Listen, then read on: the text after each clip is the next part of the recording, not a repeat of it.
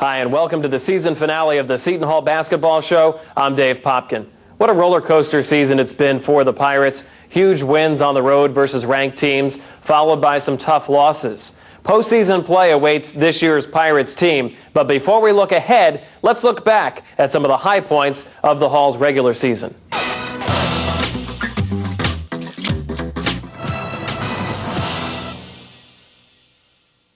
Welcome back to the show. I'm Dave Popkin. Coming into this season, Stan Gaines had high expectations for himself and some anxiety because he sat out last year after transferring into the Hall from the University of Minnesota.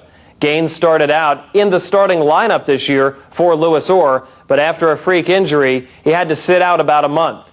Stan came back, and he's been a contributor down the stretch, so now we'll get a chance to find out who is that masked man.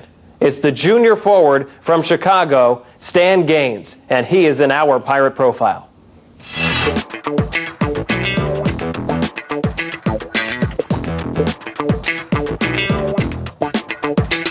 Hi, and welcome to the NEC's Countdown to Tip-Off. I'm Dave Popkin.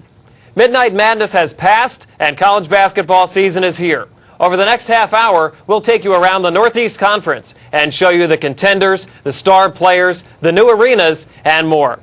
This year, the Northeast Conference celebrates its 25th anniversary, and on paper, it looks like this season could be one of the league's best yet. It's my pleasure, as always, to be joined by Hoops maven Tim Capstraw. And Tim, Fairleigh Dickinson is the talk of the league right now. They won the NEC last year and gave Illinois a scare in the big dance. Well, they should be the talk of the league, shouldn't they, Dave? I mean, they have a ton of returning talent, and Coach Tom Green does such a great job. You know, he's been to the tournament 4 times. And the NEC coaches respect that, and they have voted Fairleigh Dickinson the first-place team in the preseason poll. 9 first-place votes, and Monmouth is always there, aren't they?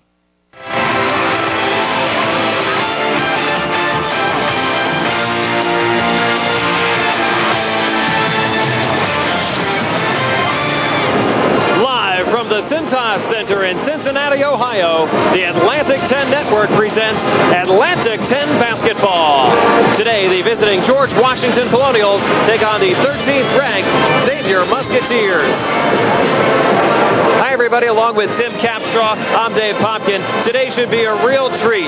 Xavier is one of the dominant teams in college basketball. They're in first place in the A10 West. And Tim, entering today's game, they're riding a 12-game winning streak. It's been an impressive streak for Xavier. They have an unbelievable margins of victory. Look at those digits right there.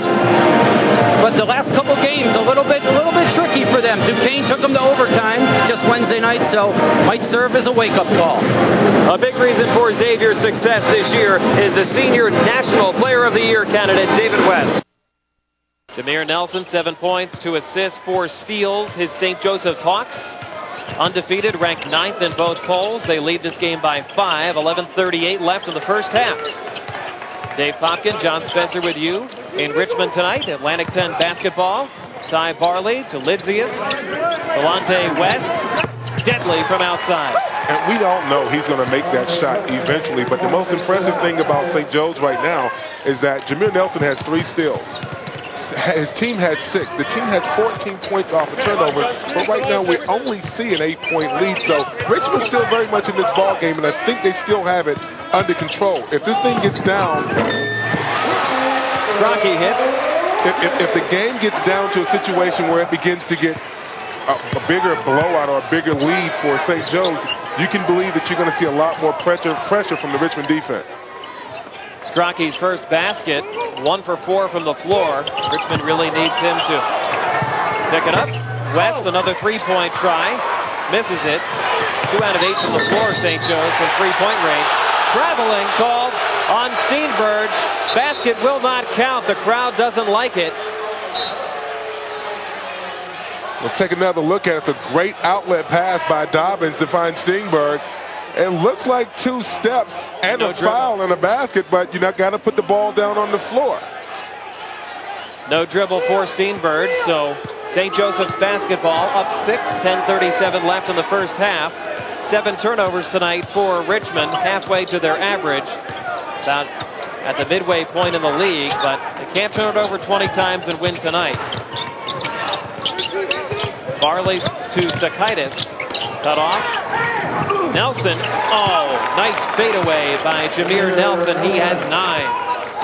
Jamil Nelson is actually putting on a show right now, a show that I think he actually putting on for me because, you know, we're homeboys and everything. But no, but seriously, this kid, man, is phenomenal. But I tell you what, he's playing against a guy right now that's not afraid of him, in Deion Merritt. And we're going to see him come back and challenge Jameer because he has to make a name for himself as well, too.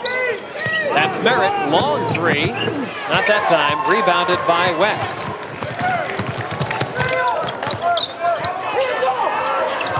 St. Joseph's by 8.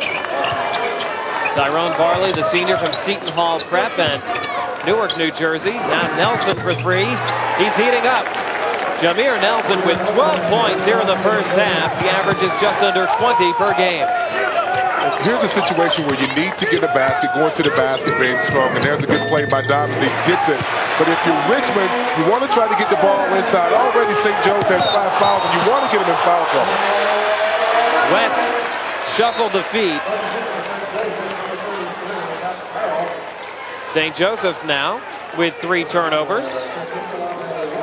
On top 26-17. Phil Martelli in West's ear a little bit. Martelli appeared at a luncheon today with Jerry Wainwright, and you get those two guys together, it's like Abbott and Costello. One of the funnier coaches in the land. Nice basket by Gaston Moliva. That's what we just got finished saying. Get the ball inside, put some pressure on St. Joe's big men to try to play some defense, force them to try to get into a good foul situation, because if you turn the ball over, you want to try to get it back, and you want to get your points back on the free throw line. Moliva has been perfect from the floor, 3 out of 3, 6 points. St. Joe's by 7. Barley, the 3rd leading scorer on the club, out to Carroll. 10 on the shot clock. Pat Carroll got it. So many weapons. I mean, we talked about it opening the game up about how St. Joe's is not a one-man team. It's actually a 7-man rotation that's real strong right now, and you can believe by tournament time, these guys are going to be ready to rock and roll. St. Joseph's takes their largest lead. Strachey now 1 for 5 from the floor after the miss. Nelson surveys the scene. They find Carroll, rebounded by Tony Dobbins. Now under 8 minutes to go in the first half. Dobbins, the transfer from Virginia Tech, gets it into Merritt. Nice interior look to Moliva, who has 8. I like the physical play by Moliva inside, but I'm really enjoying watching Deion Merritt go out and penetrate, break down the defense, and find the open man. Crowd trying to help out the Richmond defense. Nelson, oh wow. Jameer Nelson with 15 points. 3 3-pointers here in the first half. St. Joe's takes their largest lead. Nelson 6 out of 7 from the floor and just harassing Merritt. Steenberg. Regained by Merritt. New shot clock for Richmond. Did you see Merritt push the player down after the rebound? It's a strong kid. The officials didn't, luckily for Richmond. Nelson with a no-look. Carroll tried the same, but Stakaitis has to save it. Nelson from very deep. Oh, he's feeling it. 35-21. St. Joseph's on top. 18 first-half points for Jameer Nelson, the National Player of the Year candidate. I came in ragging on Jameer because he's only shooting 28% from the three-point line. And if anyone had any question if this kid can shoot, you should take a look at it now. Great play by Dwayne Jones on the block. Rejecting Dobbins. Nelson is 4 for 5 from the arc. Incidentally, Stakaitis to Carroll. Nelson misses the rainbow. Crowd gets on him, but that's the only blip for Nelson tonight. I think the ball was actually tipped, but Phil Martelli, as soon as he took that shot, he pointed at his temples like, think, what are you doing? 35-21, St. Joseph's on top by 14. Nelson has 18 points, 2 assists, 4 steals, and he is feeling it. Back with more A10 basketball after this.